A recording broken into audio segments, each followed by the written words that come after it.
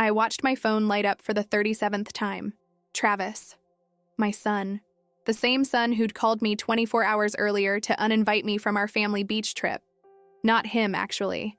He'd made his wife Kendall do it. Margaret, we've decided we really want this to be immediate family only. You understand, right? I said I understood. I said it was fine. I even offered to help cover their costs. What I didn't tell her was that 3 weeks earlier, after noticing how cold Travis had become, how every conversation ended with him needing something, I'd quietly booked my own room at the Sandcastle Resort. A modest queen with a parking lot view, paid in full, non-refundable. Insurance, I told myself, just in case my gut was right. My gut was right. So when my phone started exploding with calls that Friday afternoon, when Travis's voice cracked through voicemail after voicemail, "Mom, please, we need you. The hotel screwed up our reservation. Everywhere's booked. The kids are losing it. Mom, please answer." I was sitting at a tiki bar 2 miles away from where they stood in some overbooked hotel lobby. I watched my phone vibrate against the bamboo counter. Watched my son's college graduation photo light up the screen, back when he still looked at me like I mattered, not like I was an ATM with a pulse. The bartender asked if I needed to get that. I looked at my shrimp cocktail, at the ocean stretching endless beyond the deck, at the sun setting in shades I'd forgotten existed because I'd spent 6 years living in the gray space of other people's needs. Then I pressed the power button until the screen went dark. "No," I said. "I don't think I do. For 30 years, I've been the convenient mother, the one who babysits on date nights, the one who co-signs loans, the one who shows up when called and disappears when dismissed.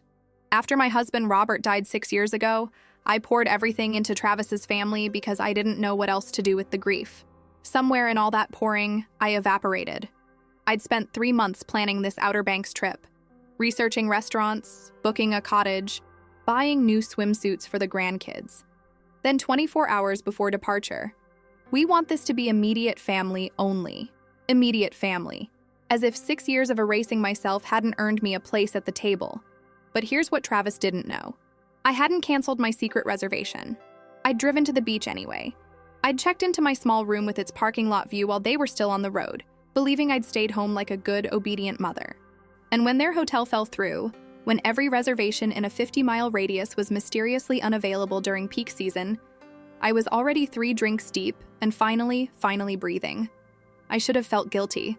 I should have rushed over to fix everything, offered them my room, slept in my car if necessary. That's what the old Margaret would have done. But the old Margaret was exhausted. So I let my phone die. I walked the beach alone. I ate dinner at restaurants I chose. And when I saw them the next day, spotted Kendall's SUV in some budget inn parking lot 2 towns over, watched Travis struggle with luggage while Emma cried on the curb and Kendall screamed into her phone, I stood behind a Seafood Shack's dumpster and did nothing. Absolutely nothing. My sister Dorothy said I'm being cruel. Travis's voicemails said he's worried sick. Even the priest at the small chapel I wandered into said forgiveness is divine. But nobody talks about what happens to women like me. Women who've spent decades being available, convenient, selfless. Women who've been taken for granted so long they've forgotten they're supposed to take up space too. Nobody talks about the older brother in the prodigal son story. The one who stayed, the one who worked hard, the one who was furious when his father celebrated the brother who'd abandoned them. We always make him the villain. But what if he was just tired of being invisible? What if walking away from that party was the sanest thing he ever did? I have a choice to make. I can call Travis back. I can fix everything. I can return to being the mother who absorbs everyone's disasters and calls it love. Or I can finish my vacation, alone, and finally learn the difference between being needed and being valued. The ocean doesn't care which choice I make. It just keeps its rhythm, indifferent and eternal. But I care. For the first time in 6 years, I care what happens to me. And that terrifies me more than anything. Because if I choose myself, if I let my son struggle through the consequences of excluding me, what kind of mother does that make me? The phone is charging in my hotel room right now. 93 missed calls, 47 voicemails, text messages that probably say I'm selfish, heartless, cruel. But here's what nobody understands. I'm not punishing Travis. I'm learning to exist without being erased. And maybe, just maybe, I'm teaching him that love shouldn't cost someone their entire self. The question isn't whether I'll answer his calls. The question is, when I finally do, will I still recognize the woman who picks up the phone? I should have known something was wrong when Travis stopped asking about my week. It started small, the way erosion always does. 3 months before the Outer Banks trip, my son called me on a Tuesday evening, his usual night, the slot between putting the kids to bed and watching whatever crime show Kendall had queued up. But that Tuesday, his voice had a distracted quality, like he was scrolling through his phone while we talked. "Yeah, Mom, sounds good," he said when I mentioned wanting to plan a family beach trip. Kendall and I were actually just talking about that. I should have heard the hesitation. I should have noticed he didn't say, "We'd love that," or "The kids would be thrilled." He said they'd been talking about it, past tense. Conclusion already reached. But I was lonely, and loneliness makes you deaf to the things you don't want to hear. My name is Margaret Ann Holloway, and I've lived in the same 3-bedroom ranch house in Raleigh, North Carolina for 34 years. It's the house where Travis learned to ride a bike in the driveway, where Robert built that crooked fence that still leans to the left, where I sat in the kitchen the morning the hospice nurse told me my husband had maybe 3 days left. He lasted 5. Robert was stubborn that way. That was 6 years ago. People tell you the first year is the hardest, but they're wrong. The first year, you're numb. You're busy with paperwork and casseroles from church ladies and learning how to sleep alone. It's the second year, the third year, when you realize the silence isn't temporary. It's your new address. I filled that silence with Travis and his family. Every Wednesday, I drove 20 minutes across town to babysit Emma and Lucas while Travis and Kendall went to their marriage enrichment group at Crossroads Fellowship. Every Saturday, I brought groceries, the expensive organic kind Kendall preferred, the kind that cost half my grocery budget. Every birthday, every holiday, every school play, I was there. Front row, camera ready, dependable as a dial tone. My sister Dorothy said I was being used. We'd meet for lunch at Elmo's Diner on Glenwood Avenue. She always ordered the lemon chess pie, I always got the chicken salad, and she'd shake her head at me across the Formica table. "Maggie, when was the last time Travis asked how you're doing?" And I mean really asked, not just "how are you" as a formality before asking you to watch the kids. I'd bristle at that. "He's busy, Dot. He's got a demanding job, 2 kids, a mortgage." "So did you," she'd interrupt. "You raised him while working full-time as a teacher. You took care of Robert through 18 months of cancer treatment. You didn't have parents swooping in to subsidize your life." I'd changed the subject then. Dorothy meant well, but she'd never had children. She didn't understand that specific gravity that pulls a mother toward her child, even when that child is a 40-year-old man with graying temples and a 401k. The beach trip idea came to me in late February. I was sitting in my living room watching one of those HGTV shows about vacation homes when they featured a family reunion at the Outer Banks. The camera panned over sand dunes and wild horses and lighthouses standing sentinel against the Atlantic. Robert and I had gone there for our 20th anniversary. We'd stayed in a cheap motel in Kill Devil Hills, eaten fried shrimp from paper baskets, and made love with the windows open so we could hear the ocean. I wanted that for Travis and his family. Not the lovemaking part, obviously, but the closeness. The kind of memories that calcify into family mythology. I imagined Emma and Lucas running through the surf, Travis teaching Lucas to fly a kite the way Robert had taught him, all of us eating dinner together at one of those restaurants where they throw the peanut shells on the floor. So I started planning. I spent hours on TripAdvisor, comparing rental houses. I created a shared Pinterest board with Kendall, Holloway Beach Trip 2025, pinning photos of lighthouses and recipes for low country boil. I even bought a new bathing suit, a modest one-piece in navy blue that the saleswoman at Belk's assured me was very flattering for your shape. I was 58, not dead. I could still enjoy a beach vacation. Travis seemed enthusiastic at first. He'd text me links to restaurants. "Mom, we should try this place. They have a kids menu and outdoor seating." He even called one Sunday to ask if I'd looked into booking one of those dolphin-watching tours. "Emma's obsessed with dolphins right now," he said, and I could hear the smile in his voice. She'd lose her mind. I booked the tour that afternoon, $80 per person, non-refundable. I didn't care. I would have paid anything to hear my son sound that happy. But then something shifted.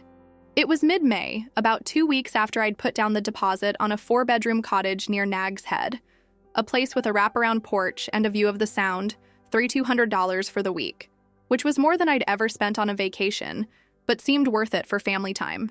Travis's text became shorter. Less punctuation. "Sounds good," instead of, "That's perfect, Mom." When I called to confirm everyone's dietary restrictions for meal planning, Kendall answered his phone. "Oh, Margaret, Travis is in the shower," she said, though I could hear ESPN in the background. "I'll have him call you back." He didn't call back. I told myself I was being paranoid. Marriage enrichment group probably had them working on communication exercises. Kendall's promotion at the bank was stressful. Emma had just finished kindergarten. Lucas was in his terrible twos. Everyone was busy. But busy is different from distant, and I knew the difference. 3 weeks before the trip, I did something I'm not proud of. I drove past their house on a Thursday evening, telling myself I was just in the neighborhood, even though their subdivision was 20 minutes out of my way. I parked 2 houses down and watched through the living room window as Travis and Kendall sat on their gray sectional, the one I'd co-signed the furniture store loan for, drinking wine and laughing at something on TV. Emma ran through the frame in her princess nightgown. It looked like a commercial for suburban happiness. I sat in my car for 40 minutes, waiting for, what? An invitation I didn't need? Proof that they were thinking about me? When Travis finally noticed my Honda Accord and came outside, jogging down the driveway in his bare feet, I felt like a criminal. "Mom, what are you doing here? Is everything okay?" "I was just driving by," I said, and even I could hear how pathetic it sounded. "Thought I'd stop and say hi." His face did something complicated then. Concern mixed with annoyance mixed with something else I couldn't quite name. Pity, maybe. "You should have called first," he said gently. "Kendall's about to put the kids down. It's not really a good time." "Of course," I said quickly. "I'm sorry. I should have called." I drove home with my hands shaking on the steering wheel, shame burning in my chest. What was I becoming? The kind of mother who showed up unannounced, who couldn't take a hint, who clung too tight? That night, I couldn't sleep. I lay in bed staring at the ceiling, listening to the house settle around me. Robert used to say houses talked if you listened close enough. The creak of floorboards, the tick of cooling pipes, the hum of the refrigerator like a distant ocean. But my house had been quiet for 6 years, and I'd been trying to fill that quiet with other people's lives.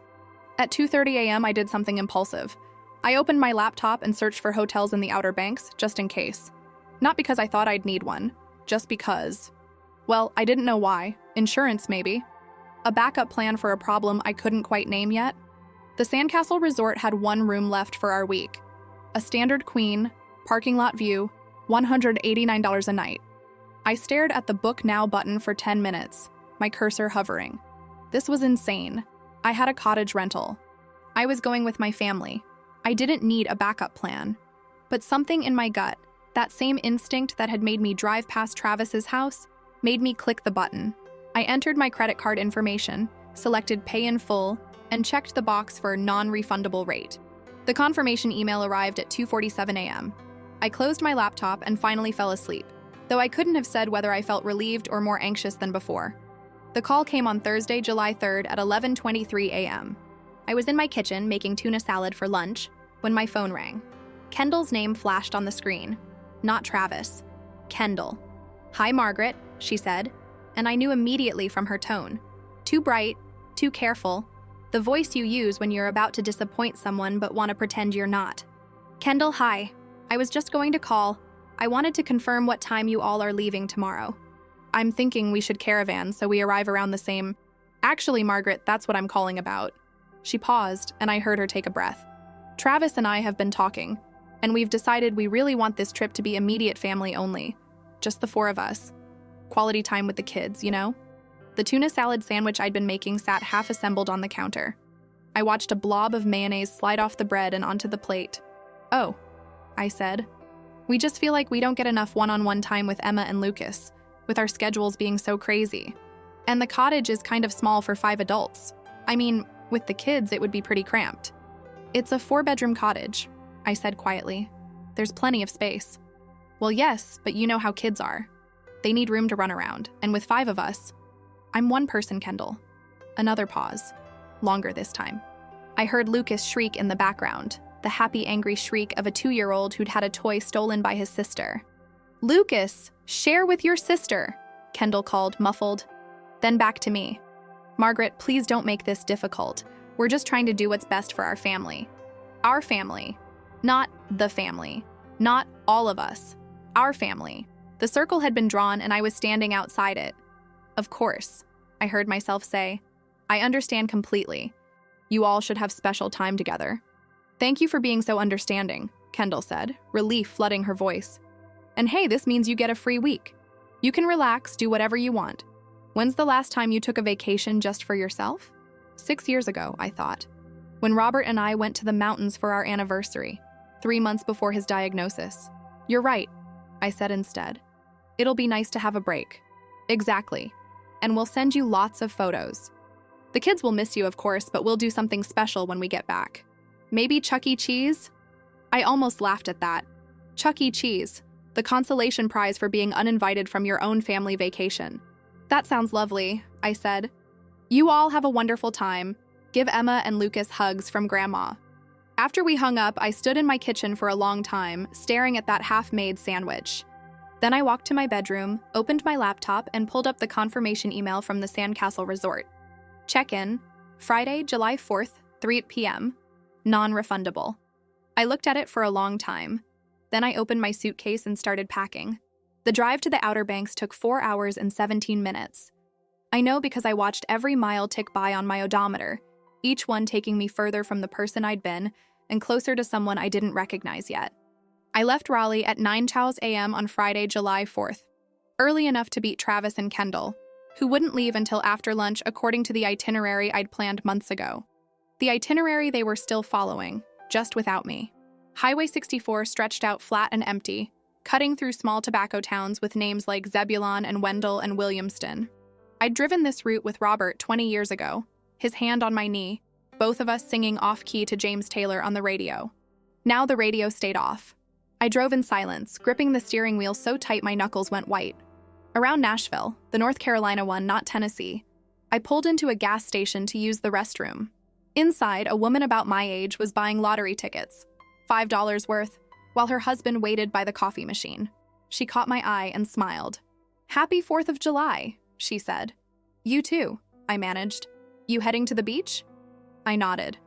"Us too. Family reunion. My sister's been planning it for months, you know how that goes.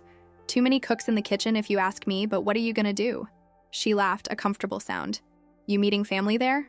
"No," I said. "Just me this time." Her expression shifted. That particular look of pity mixed with confusion that women give other women traveling alone after a certain age. Like there must be something wrong with you. Like choosing solitude is the same as having it forced on you. "Well," she said carefully, "you enjoy your peace and quiet then." I left without buying anything. By the time I crossed the bridge onto the Outer Banks, my chest felt tight. The wind off the Sound smelled like salt and marsh grass, and suddenly I was 20 years younger, Robert's hand in mine, both of us giddy with the freedom of a kid-free weekend. Travis had been 17 then, old enough to stay home alone, old enough that we could pretend we were still just a couple and not someone's parents. "Margaret," Robert had said that trip, lying next to me in our cheap motel bed, "promise me something. If I go first, and I will, men in my family don't make it past 70. Promise me you won't disappear into motherhood. You're more than just Travis's mom, you know that?" I'd laughed at him. "You're not going anywhere, and I'm not disappearing." But he had gone somewhere, and I had disappeared, and now I was trying to figure out how to come back. The Sandcastle Resort sat on the beach road in Nag's Head, a sprawling 3-story complex painted that specific shade of yellow beige that every beach hotel seems to favor. The parking lot was packed with minivans and SUVs, families unloading coolers and beach chairs and inflatable dolphins. I parked in the back corner, away from the main entrance, and sat for a moment watching everyone else's happiness unfold. Check-in was smooth and impersonal. The desk clerk, a college-aged girl with a deep tan and a name tag that said Brittany, barely looked at me as she handed over my room key. "You're in 247, second floor, elevators to your right. Breakfast is 6 to 10 a.m. in the lobby. Pool closes at 10 p.m., checkout is 11. Enjoy your stay, ma'am." Ma'am? When had I become ma'am? My room was exactly what I'd expected. Standard hotel box with a queen bed, a dresser with a TV bolted to it, a small bathroom with those tiny bottles of shampoo. The window looked out over the parking lot, and if you stood at the right angle, you could see a sliver of ocean between the buildings across the street. I unpacked slowly, hanging my dresses in the closet, arranging my books on the nightstand. The Art of Racing in the Rain, which Dorothy had recommended. A Sue Monk kid novel I'd been meaning to read. My Bible, though I hadn't opened it with real intention in months. At 2:47 p.m., my phone rang. Travis. I stared at his name on the screen, his photo, that college graduation picture where he still had his arm around me, both of us grinning like we'd won something. My thumb hovered over the green button. It rang 4 times. 5, 6. I let it go to voicemail. 30 seconds later, it rang again. Travis. Then a text. Mom, call me back. It's important. Then Kendall calling. Then Travis again. I walked down to the hotel bar, a small tiki-style setup by the pool with a thatched roof and a bartender who looked like he'd been working beach bars since the 80s. He had leathery skin and kind eyes and a tattoo on his forearm that said Semper Fi. What can I get you? He asked. What do people usually order? I said, realizing I had no idea what to drink at 3 p.m. on a Friday. Depends on what kind of afternoon you're having. I looked at him. The kind where you're questioning every decision you've made for the last 6 years. He nodded slowly. Rum runner then, extra dark rum. While he made it, my phone buzzed in my purse. Travis, Kendall, Travis. Dorothy now, probably recruited by my son to track me down. Someone really wants to talk to you, the bartender observed, sliding my drink across the bar. My son. And you don't want to talk to him? I'm not sure yet. I took a sip. It was sweet and strong and tasted like bad decisions. Is that terrible? Not wanting to talk to your own child? He shrugged. I got 3 kids. 2 of them I'd answer the phone for. The third one depends on if he's calling to borrow money or actually wants to talk. Which one doesn't call unless he needs something? The middle one. Named him after my father. Biggest mistake I ever made. My father was an asshole. Turns out the apple doesn't fall far. I laughed despite myself. What do you do when he calls? Lately, I don't answer. Figured out at 63 years old that I don't owe anybody access to me just because we share DNA. He looked at me directly. Not even your kids.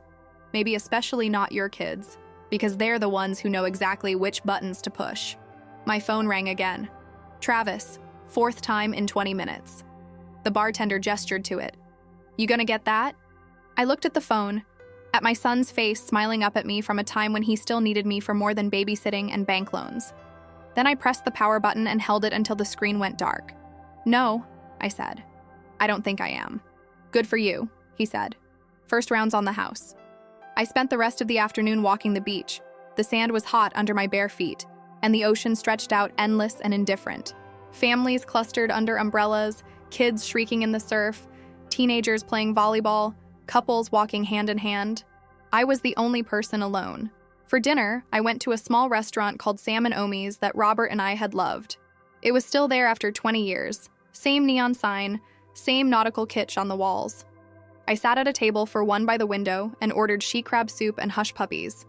The waiter, a young man with an earnest face and a southern accent thick as molasses, asked if I was waiting for someone. No, I said. Just me. Well, that's all right, he said cheerfully. Sometimes the best company is your own, my mama always says. I wanted to believe him. At the table next to me, an elderly couple held hands across their plates. The woman caught me looking and smiled. 43 years, she said, unprompted, pride in her voice. Congratulations, I said. The secret, she continued, leaning toward me conspiratorially, is knowing when to fight and when to forgive. Her husband chuckled. And when to forget what you're supposed to be mad about in the first place.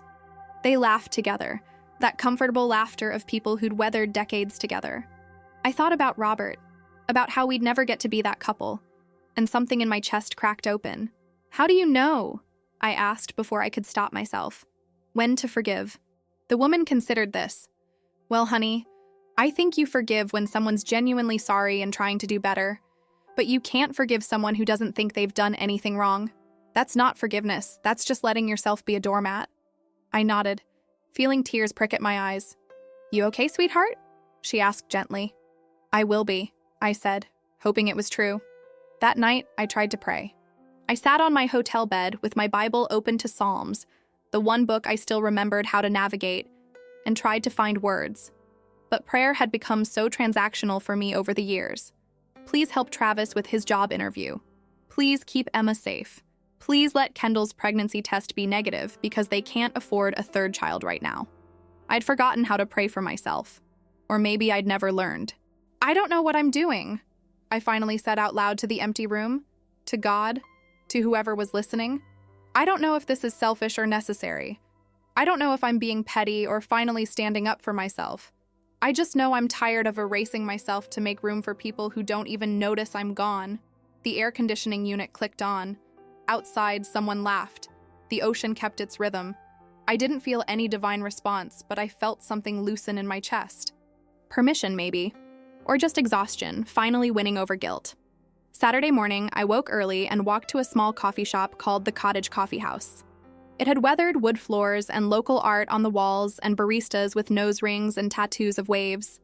I ordered a latte and a blueberry scone and sat by the window watching the town wake up. My phone, I'd turned it back on at 6 a.m., showed 43 missed calls, 17 voicemails, 62 texts. I didn't open any of them. Not yet. Instead, I opened my laptop and started typing an email to Dorothy. You were right about all of it. I don't know what happens next, but I know I can't go back to who I was. I'm at the beach. The one Travis uninvited me from. I'm here anyway. I haven't answered his calls. I know you think I'm being cruel, but I promise you, this is the kindest thing I've done for myself in 6 years. Love, Maggie. I hit send before I could second guess it. At 10:17 a.m., I saw them. I was walking back from the coffee shop, taking the long route along the beach road, when a familiar silver Honda Pilot pulled into the parking lot of a budget inn 2 miles from the sandcastle. My chest seized. I ducked behind a seafood shack's dumpster, ridiculous, like I was in a spy movie, and watched. Travis got out first, his hair disheveled, his face exhausted. Then Kendall, looking furious, her phone pressed to her ear. Emma climbed out next, dragging her pink unicorn suitcase, followed by Lucas in Travis's arms, crying that particular overtired cry that means someone's been awake too long in a car seat. They'd found somewhere to stay. Not at the sandcastle, not at the cottage I'd booked, which Kendall must have canceled once they uninvited me. Somewhere cheap and far from the beach, with a parking lot full of potholes and a broken neon sign that flickered, "Vay Antsy." I watched Travis struggle with the suitcases while Kendall argued with someone on the phone. Watched Emma sit down on the curb and start crying. Watched my son's shoulders sag under the weight of luggage and disappointment and probably shame. I could have walked over. I could have said, "I have a room. It's small, but you can have it. I'll figure something out." I could have been who I'd always been. The fixer, the rescuer, the mother who absorbed everyone else's disasters and called it love. My hand moved to my phone, but then I thought about that call from Kendall. We want this to be immediate family only. I thought about Travis not having the courage to call me himself. I thought about 6 years of being convenient and available and erased. I put my phone back in my purse and walked away. That evening, I did something I hadn't done in decades. I went to a bar, a real one, not a hotel tiki bar, but a local place called the Brewing Station with craft beer and live music. A woman about my age was singing covers of Fleetwood Mac and Tom Petty, her voice raspy and real. I sat at the bar and ordered something called a hazy IPA, because the man next to me was drinking one, and it seemed like the kind of thing confident people ordered. "First time?" the bartender asked, smirking. "Is it that obvious?" "Little bit. But hey, there's a first time for everything. You on vacation?" Something like that. The woman on stage started singing Landslide, and I felt something crack open in my chest. I'd been so focused on not crying that I'd forgotten what it felt like to actually feel something. But now, listening to this stranger sing about getting older and children growing up and time making you bolder, I felt everything at once. When the song ended, I applauded louder than anyone. At midnight, walking back to my hotel, slightly tipsy from 2 IPAs and exhausted from emotions I'd been suppressing for days, I finally checked my voicemail. The first 12 were from Travis, progressing from confusion to frustration to genuine worry. "Mom, where are you? Why aren't you answering? We need to talk to you, it's important. Mom, please, this isn't funny anymore." Then Kendall, "Margaret, I don't know what game you're playing, but Travis is worried sick. We made a mistake with the hotel reservation and we need, just call us back." Then Dorothy, "Maggie, Travis called me. He says you're not answering. What's going on? Call me." Then Travis again, this one different. His voice cracking, "Mom, I'm sorry. I'm so sorry about the trip. Kendall and I, we made a mistake. We should never have uninvited you, but right now we really need your help. The hotel screwed up our reservation and everywhere's booked and the kids are losing it and Mom, please. I'm sorry. Please call me back. I stood outside my hotel in the warm night air, listening to my son apologize only because he needed something. And I realized this was the moment. This was the climax I'd been avoiding my whole life. The choice between being needed and being valued. I could call him back. I could tell him about my room. I could fix everything and go back to being the mother who always came through. Or I could choose myself. I deleted all the voicemails and went to bed. Sunday morning, I woke to the sound of seagulls and church bells. It took me a moment to remember where I was. The unfamiliar ceiling, the smell of salt air through the window, the absence of obligation pressing down on my chest. I'd slept 9 hours straight. The first time in years I hadn't woken at 3 a.m. with my mind cataloging everyone else's needs. The church bells were coming from a small white chapel down the street. I could see its steeple from my window, simple and clean against the blue sky. It was 9:47 a.m. I'd missed the early service, but there would be another at 11. I hadn't been to church, really been, not just shown up, since Robert's funeral. After he died, I'd kept going to Crossroads Fellowship, the big contemporary church where Travis and Kendall went, where the music was loud and the sermons were projected on screens and everyone dressed in jeans and drank coffee from the lobby cafe. I'd volunteered in the nursery. I'd attended the Wednesday women's Bible study where we discussed books about being better wives and mothers and Christians, always in that order. But I'd never felt anything there. Just the performance of faithfulness, the appearance of not being lost. The small chapel down the street looked different. Older, quieter, the kind of place where silence still meant something. I got dressed, a simple linen dress, sandals, my hair pulled back, and walked down at 10:45 a.m. My phone stayed in my hotel room, still showing 78 unread text messages. Inside, the chapel was cool and dim, with wooden pews and stained glass windows that threw colored light across the floor. Maybe 15 people scattered throughout, mostly older couples and a few families with young children trying to stay quiet. A ceiling fan turned lazily overhead. No screens, no coffee bar.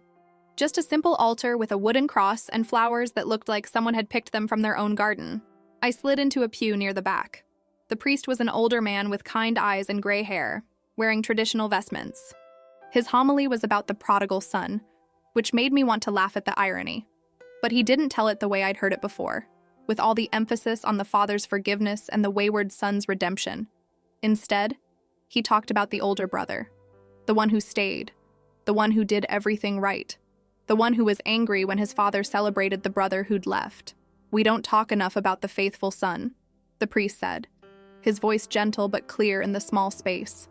The one who never left, who worked hard, who did what was expected. And we certainly don't talk about his anger, because how dare he be angry? How dare he not be happy his brother came home? I felt something twist in my chest. But here's what I think we miss, he continued. The older brother wasn't angry that his father forgave. He was angry that his faithfulness had been taken for granted, that his father had never thrown him a party, that doing the right thing had made him invisible. A woman in the front row said, "Amen," quietly.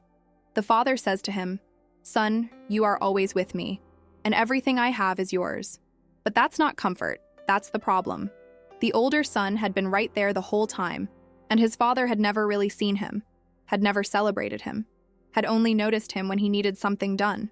I realized I was crying, silent tears running down my face while around me people nodded, and the colored light from the stained glass made patterns on my hands.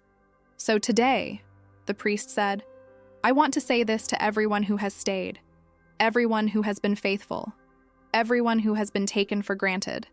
Your anger is valid. Your hurt is real. And sometimes the most faithful thing you can do is walk away from people who only love what you can do for them, not who you are." After the service, I sat in the pew while everyone else filed out. The priest noticed me and came over, moving slowly like someone whose knees hurt. "Rough morning?" he asked gently. "Rough 6 years," I said, then laughed at myself. "Sorry, I'm not even a member here, I'm just visiting." Church isn't a country club, you don't need a membership. He sat down in the pew in front of me, turning to face me. "You want to talk about it?" I almost said no, but something about the quiet chapel and his kind eyes and the fact that I'd never see him again made me honest. "My son uninvited me from our family beach trip," I said, "and when their hotel fell through, they called me for help, and I didn't answer. I'm here at the same beach, in a hotel 2 miles away, and I'm letting them struggle. What kind of mother does that?" He was quiet for a moment. The kind who's learned that love without boundaries isn't love, it's enablement. But he's my son. And you're a person, not just a mother. A whole human being with needs and limits and a life that matters. He paused. Can I ask you something? When's the last time your son asked how you were doing? Not as a formality before asking for something, but really asked? I couldn't remember. That's not a relationship, he said gently. That's a transaction, and you're allowed to stop participating in transactions that cost you your dignity. But I'm his mother. Aren't I supposed to forgive? To sacrifice? Isn't that what love is? Jesus sacrificed himself once for everyone, to save them from death. He didn't sacrifice himself over and over to make people comfortable in their selfishness. The priest smiled. You're not Jesus. You're allowed to have boundaries. You're allowed to be hurt. You're allowed to let natural consequences teach the lessons you can't. So I'm not a terrible person. You're a person who's been treated terribly. There's a difference. He stood, his knees cracking. Stay as long as you want. The door's always open. I sat in that chapel for another hour, listening to the silence, feeling the weight of permission settle into my bones. That afternoon, I did something radical. I enjoyed myself. I went back to my hotel, changed into my bathing suit, and spent 2 hours at the beach. I read my book. I swam in the ocean, letting the waves knock me around like I was a kid again.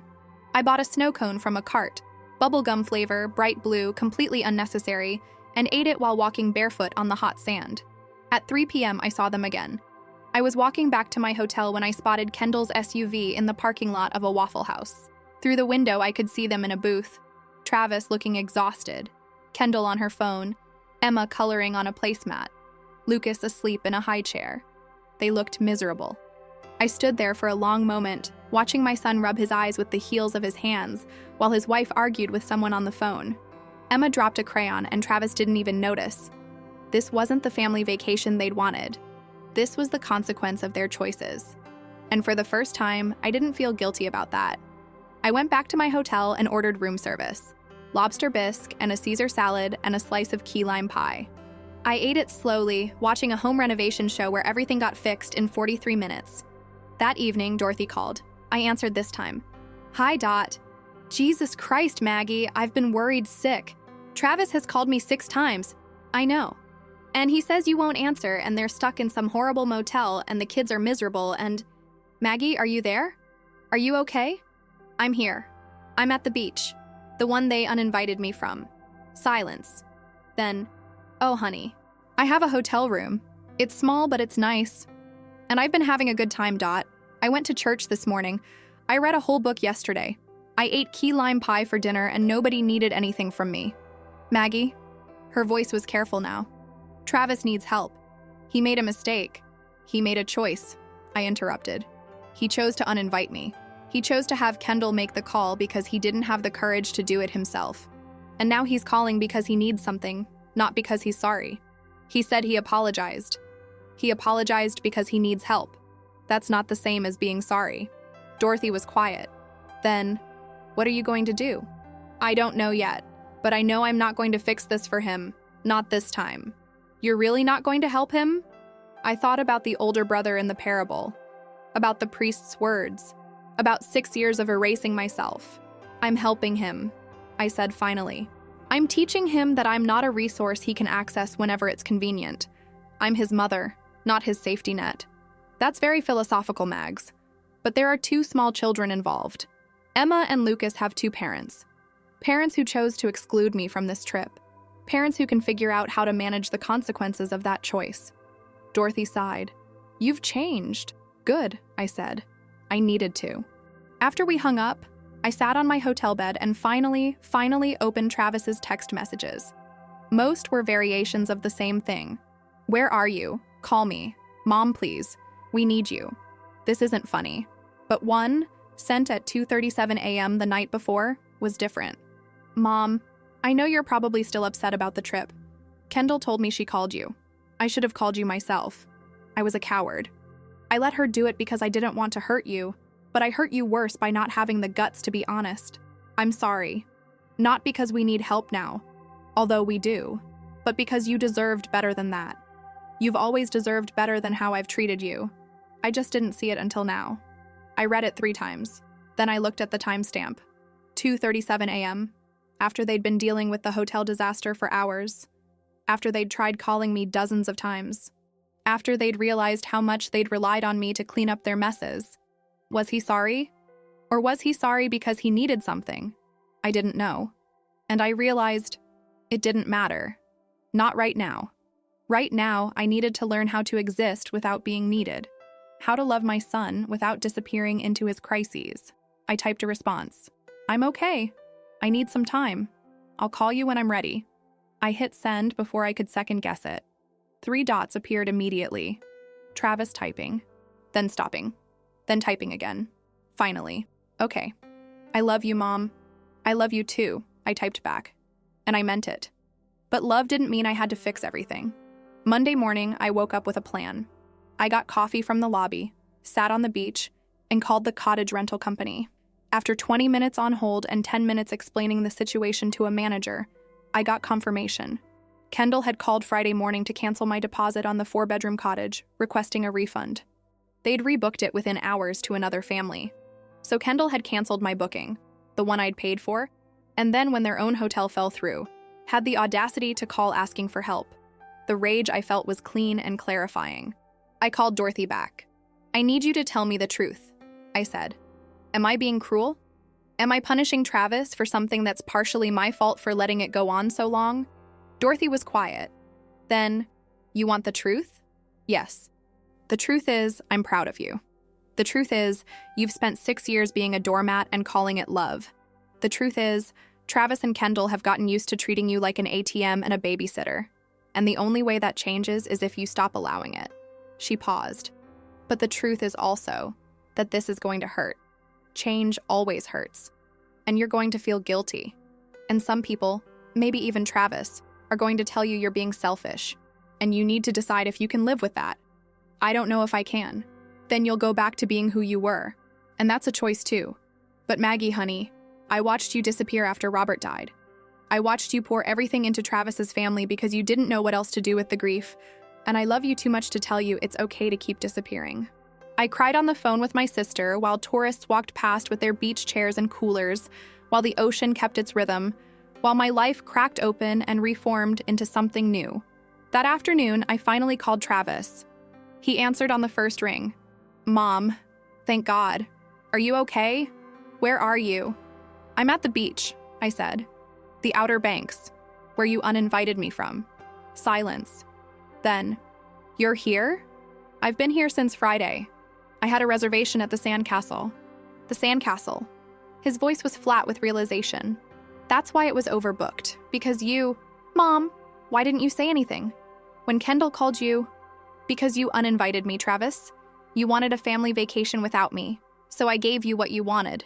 That's not... Mom, we screwed up. We made a mistake. But you've been here the whole time? You knew we were struggling, and you just... I did what you asked, I interrupted. You wanted me gone. I was gone.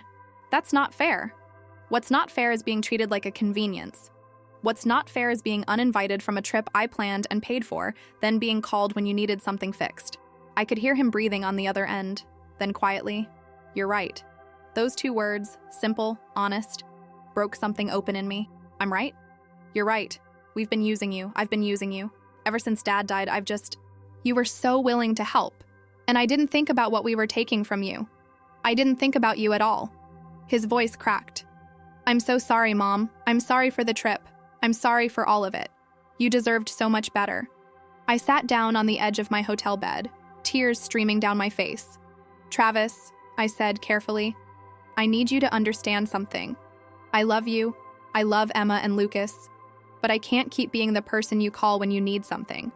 I can't keep erasing myself to make room for your life. I know.